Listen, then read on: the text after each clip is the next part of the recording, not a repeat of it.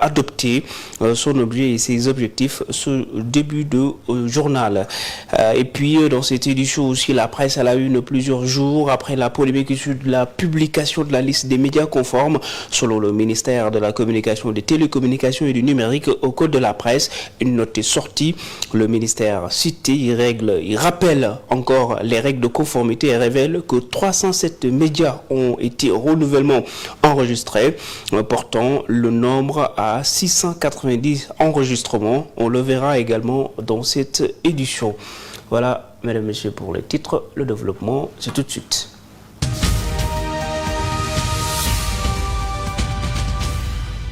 Bienvenue. Et puis pour démarrer, le maire de Dakar, Barthélémy Diaz, en désillusion. Le Conseil constitutionnel n'a pas annulé sa radiation de l'Assemblée nationale suite à son recours. La juridiction estime ne pas être compétente du règlement de l'Assemblée nationale. Les détails avec Papa Bandagaye. Barthélémy Diaz, qui avait introduit un recours auprès du Conseil constitutionnel au fin d'annuler sa radiation de l'Assemblée nationale, n'a pas eu une réponse favorable. Le Conseil s'y est tout simplement déclaré incompétent. En effet, les 7 sages estiment ne pas être habilités à connaître d'une délibération de l'Assemblée nationale. Ils fondent donc leur décision sur l'article 92 de la Constitution du Sénégal, qui dispose en son alinéa 3 « Le Conseil constitutionnel connaît de la constitutionnalité des lois. » Ainsi, les juges rappellent que l'acte en question attaqué par l'ex-maire de Dakar, Barthélémy Diaz, est un arrêté signé par le président de l'Assemblée nationale et non une loi. Étant donné que la mesure d'annulation sollicitée par le requérant a pour objet de faire contrôler la conformité du dit arrêté à la Constitution et à la loi, les 7 sages ajoutent que le contrôle de la légalité d'un acte administratif ne relève pas de la compétence du Conseil constitutionnel. Celui-ci ne connaît d'un tel contentieux que dans le cadre d'une élection nationale, lorsque l'acte participe directement à la régularité du processus électoral et est propre à ce scrutin. Une bataille de plus que vient donc de perdre Barthélémy Diaz. On va à l'Assemblée nationale avec la loi de finances rectificative 2024. Un texte qui revoit à la baisse les recettes qui s'établissent à plus de 4 000 milliards de francs CFA, soit une chute de 840 milliards par rapport aux prévisions initiales en moment de compter. Avant le vote de la loi de finances initiale pour l'année 2025, les dispositions de celle de l'année 2024, toujours en cours, ont été modifiées à travers une loi de finances rectificative adoptée par la majorité des députés. Tout le monde a voté. Le vote est terminé. Les correctifs sont survenus, selon le ministre, à la suite d'une série d'événements politiques, économiques et sociaux en lien avec la conjoncture. Le projet a néanmoins suscité certaines interrogations lors des discussions générales qui se sont déroulées tantôt dans le calme. Vous nous avez annoncé des réformes au niveau fiscal, mais les réformes annoncées manquent de mesures concrètes. Tantôt la tension monte d'un cran, notamment sur la question de la sincérité budgétaire. On parle encore qu'on a surévalué les recettes de 20% dans notre budget 2024. Mais dans le budget 2025, monsieur le ministre, vous avez aussi surévalué de 20%. Nous n'avons aucune leçon à recevoir de voleurs de deniers publics. Mais aussi sur la légalité du projet de loi. Cette loi de finances que vous nous demandez de voter, elle est illégale. Elle est illégale parce que vous connaissez la loi organique qui encadre la loi de finances. Cette loi de finances rectificative respecte intégralement la loi organique relative aux lois de finances, article 47.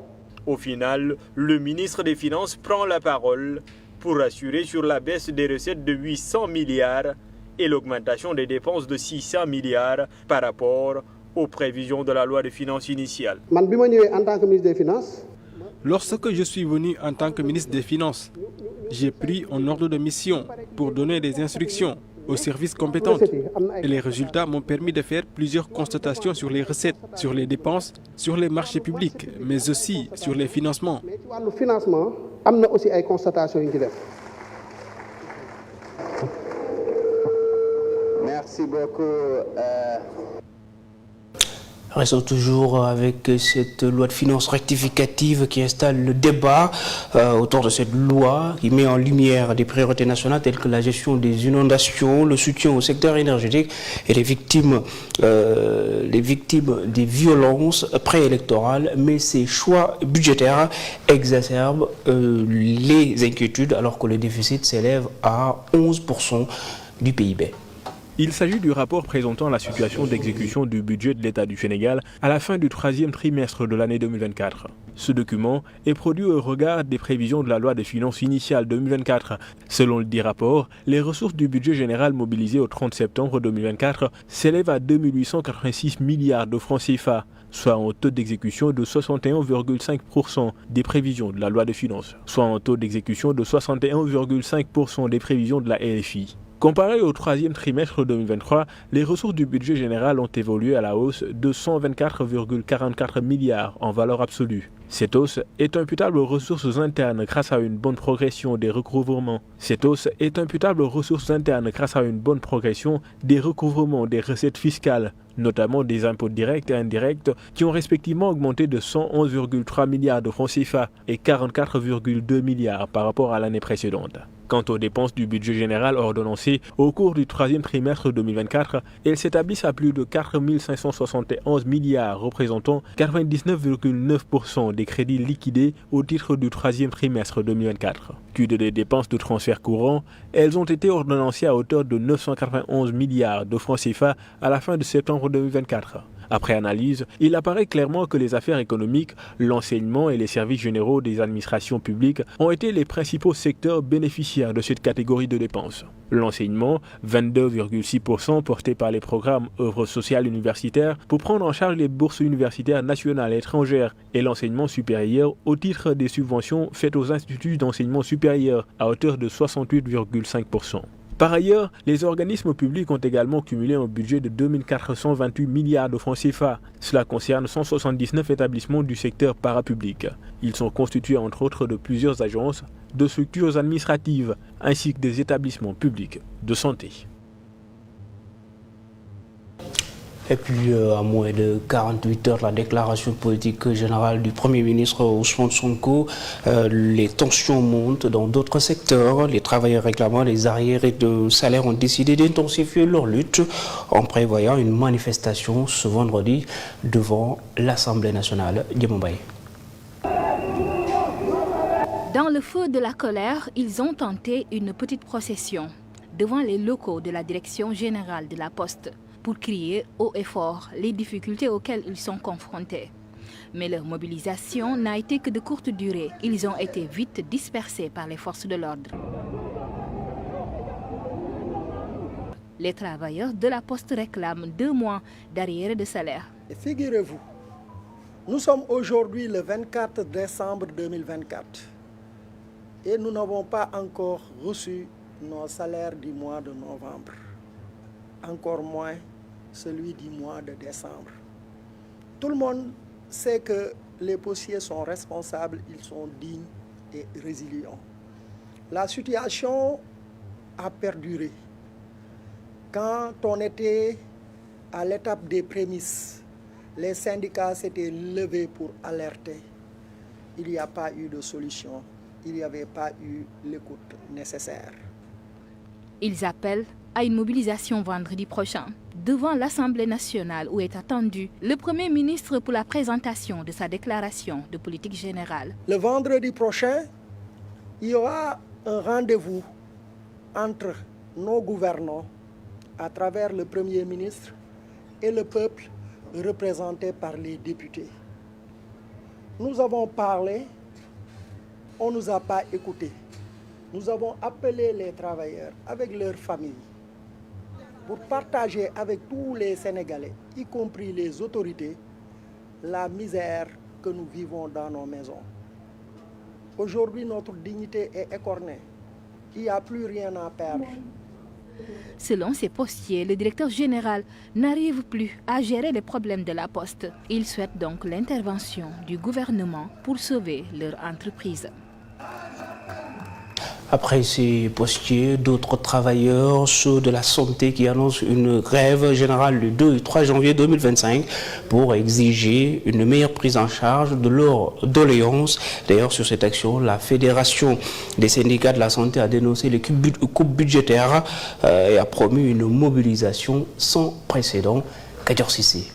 Nous souffrons dans le secteur de la santé et de l'action sociale. Nous souffrons, nous les travailleurs de la santé et de l'action sociale. Un cri du cœur de la Fédération des syndicats de la santé. Les travailleurs de la santé n'en peuvent plus d'être relégués au second plan dans la prise en charge des secteurs prioritaires. Ils font face à d'énormes difficultés. La généralisation de l'indemnité de logement. Nous pensons qu'il est impératif pour l'État aujourd'hui de respecter ses engagements sur le recrutement au niveau de la fonction publique. Mais vous êtes dans le secteur de la santé où on te renouvelle un contrat pendant 10 ans. Mais comment cet État-là peut te dire que moi je dois recruter 2900 gendarmes, je dois recruter 1500 enseignants et il ne se prononce pas pour recruter un seul infirmier ou bien une seule sage-femme ou un médecin? À cela s'ajoutent les problèmes liés à la couverture sanitaire. Mais comment on veut avoir une couverture sanitaire? On a un budget de 261 milliards. Chaque année, pratiquement, c'est 27 milliards seulement qui sont donnés aux structures hospitalières en termes de subventions. C'est-à-dire 27 milliards à partager pour 45 établissements publics de santé. 45. Donc il n'y a aucune augmentation dans le cadre de la subvention de ces structures hospitalières. Et on veut nous dire qu'on veut une couverture sanitaire universelle. Face à ces difficultés dont la liste est loin d'être exhaustive, la F2S, qui réunit en son sein 10 organisations syndicales, a mis en place un plan d'action qui commence avec ce face-à-face avec la presse. Ensuite, il y a une grève générale qui est prévue les 2 et 3 janvier 2025. Il y a une assemblée générale aussi de mobilisation le jeudi 9 janvier 2025.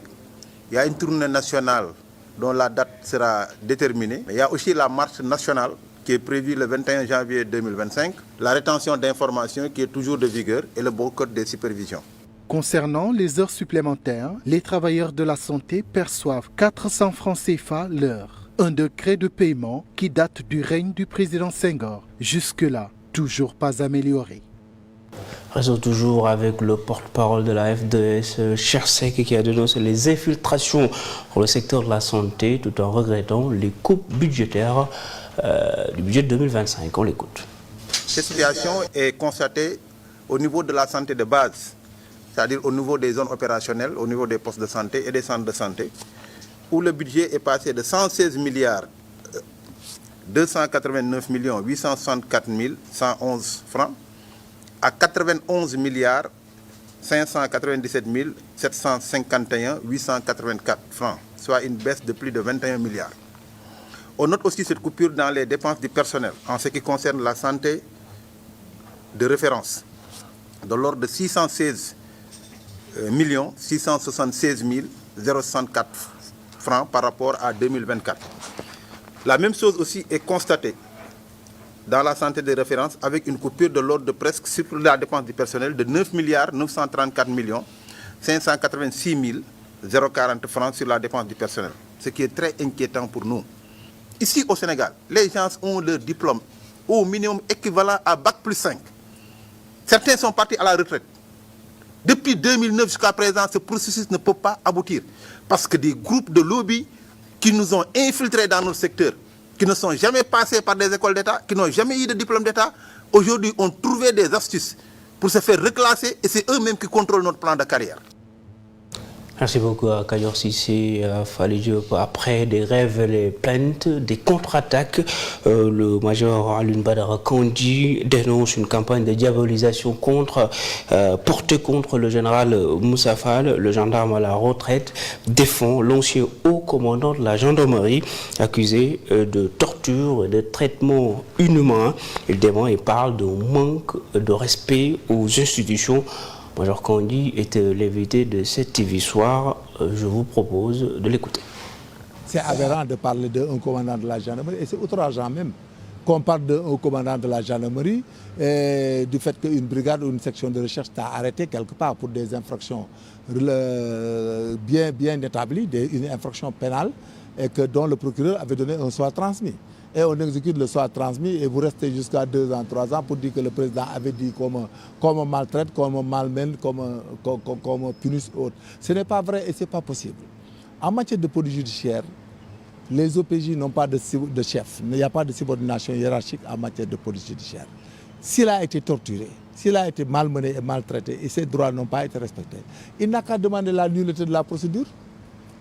Parce qu'il n'a pas émargé son droit à avoir un médecin et il n'a pas émargé, par exemple, l'assistance de son avocat. Et dans le cas d'espèce, il demande la nullité de la procédure et si c'était le cas, il ne serait pas en prison jusqu'à présent. Mais c'est un manque de respect envers les institutions de la République, surtout de la gendarmerie, que quelqu'un se permette, après avoir commis une infraction à la loi pénale et interpellé à la matière, se retourne pour se permettre de porter plainte contre le haut commandant de la gendarmerie. Et puis cette question, qui veut la tête de Cheikh Oumar Diagne? La Fédération africaine des descendants des tirailleurs monte au créneau après les déclarations polémiques du ministre conseiller directeur des moyens généraux de la présidence. Selon son président Cheikh Birahim Gueye, ces propos constituent une insulte à la mémoire des tirailleurs et qualifient de braves soldats. Ces tirailleurs, l'organisation exige des sanctions pénales et administratives contre l'auteur de ces déclarations.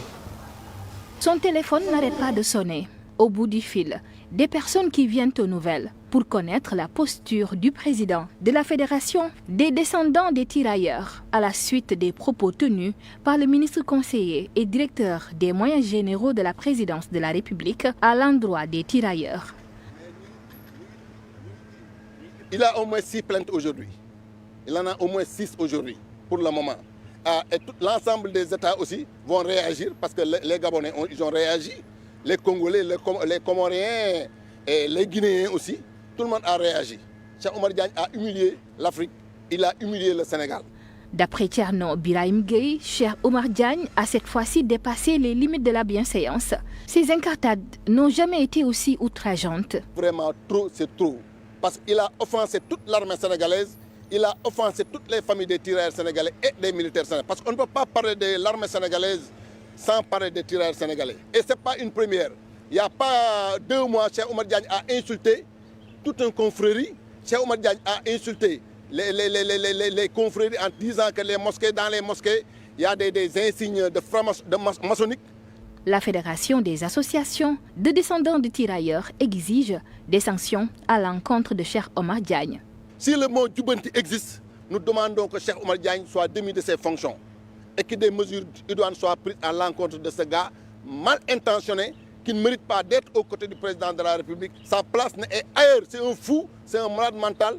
Il compte lancer une pétition dans les heures à venir et organiser une marche nationale afin que de pareils jugements ne soient plus prononcés à l'encontre des tirailleurs africains.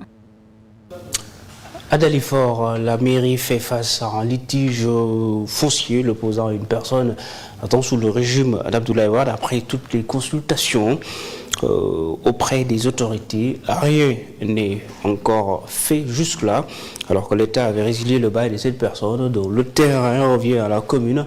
Mamadou Mbeng et le maire, on l'écoute. 2 écoles primaires publiques. Parce qu'il y a des zones vraiment qui souhaitent avoir des écoles et malheureusement donc, la situation foncière ne leur permet pas. Et il y a un problème qu'on est en train de vivre. Donc on avait identifié un site que l'État du Sénégal avait décrété zone d'équipement, donc par le décret numéro 2008.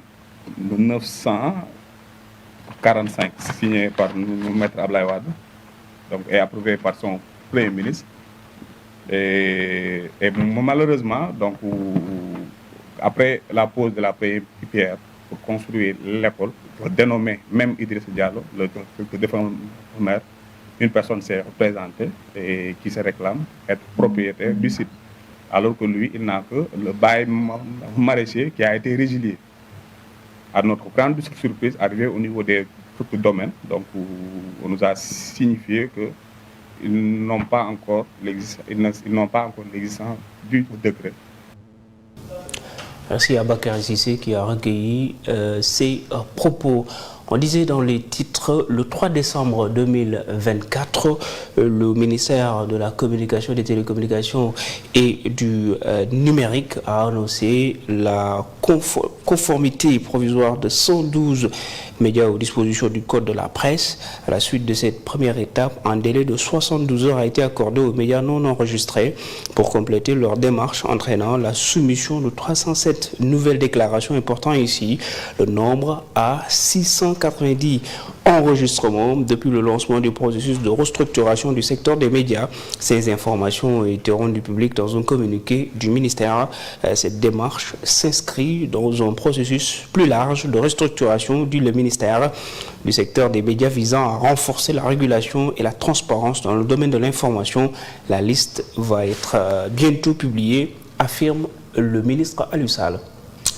Mesdames et messieurs, c'était tout pour cette édition de Trésor. Merci à vous de nous avoir regardés. Continuez à nous suivre sur 7 TV, mais aussi sur Internet. Bonne journée.